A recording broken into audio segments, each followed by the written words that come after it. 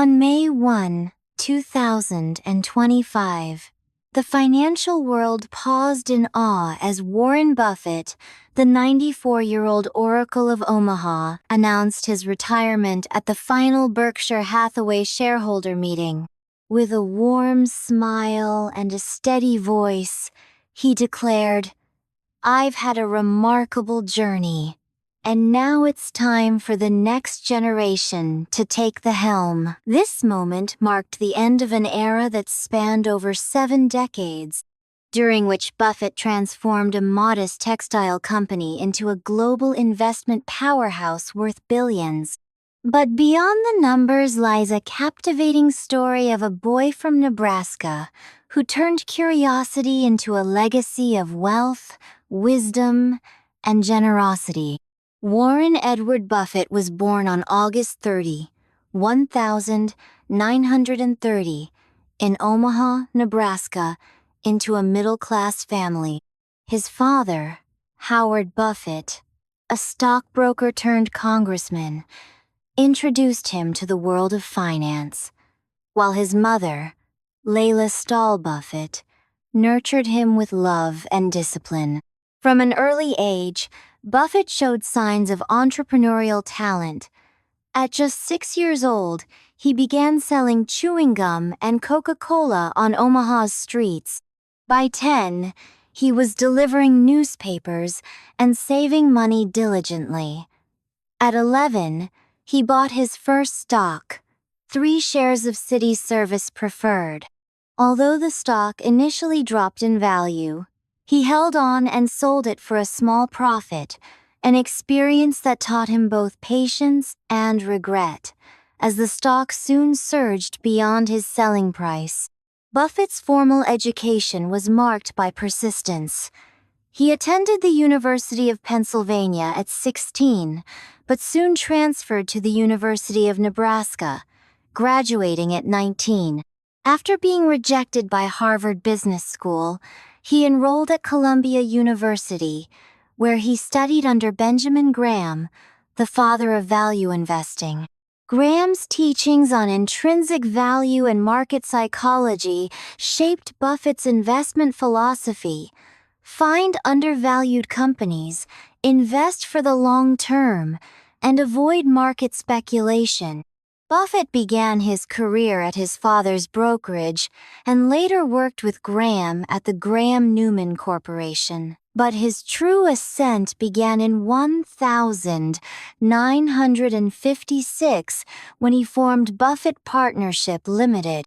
With $140,000 in capital from friends and family, Buffett used his disciplined approach to deliver returns that consistently beat the market. By 1965, he had enough capital to take control of Berkshire Hathaway, then a struggling textile manufacturer. Rather than attempt to revive the dying textile business, Buffett pivoted the company into a diversified holding company.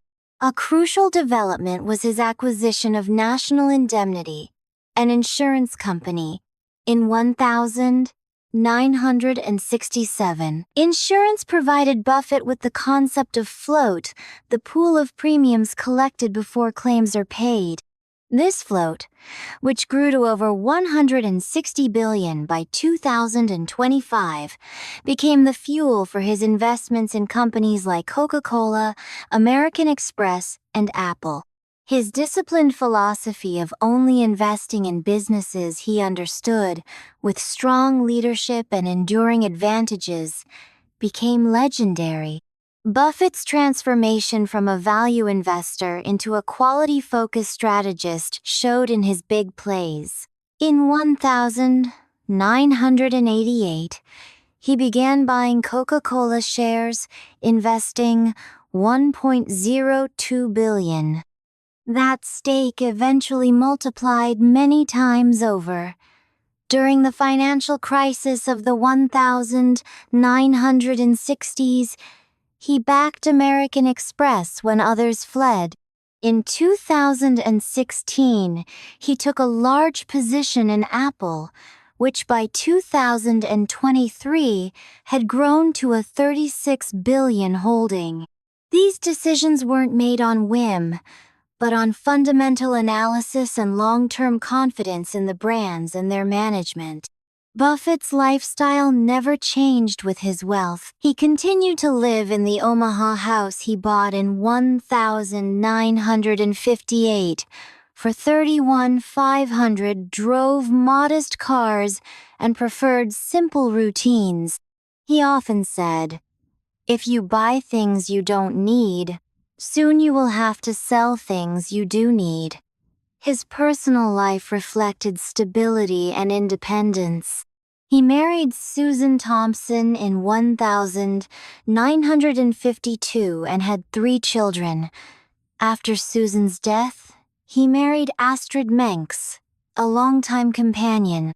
Despite his immense fortune, $168.2 billion by 2025, Buffett pledged 99% of his wealth to philanthropy. Since 2006, he has donated more than $56 billion, mostly to the Gates Foundation. In 2010, he co-founded the Giving Pledge, encouraging other billionaires to commit to charitable giving. Buffett believed that great wealth should benefit society, not just its owner. Buffett also used his influence to challenge societal issues. He advocated for fairer tax policies, arguing that he should not pay a lower effective tax rate than his secretary. He supported initiatives in education and environmental sustainability, and used his shareholder letters to offer wisdom on not just markets, but life itself. Pithy quotes like, "Be fearful when others are greedy, and greedy when others are fearful," or "It's better to hang out with people better than you," have become part of investment lore. The annual Berkshire Hathaway meetings turned into global events, attracting tens of thousands to Omaha. Part learning seminar, part festival, Woodstock for capitalists, celebrated not just Buffett's insight, but his humanity. With his retirement in 2025, Buffett leaves behind more than a successful investment firm. He leaves a playbook of timeless strategies, a record of ethical leadership, and a global philanthropic movement. His story, from a boy selling chewing gum to the world's most respected investor, underscores a powerful truth. Success is not just what you achieve, but what you give back. Warren Buffett's legacy is now in the hands of those he mentored and inspired. As the world turns a new chapter, his values, discipline, humility, and generosity remain a guiding light for investors and dreamers alike.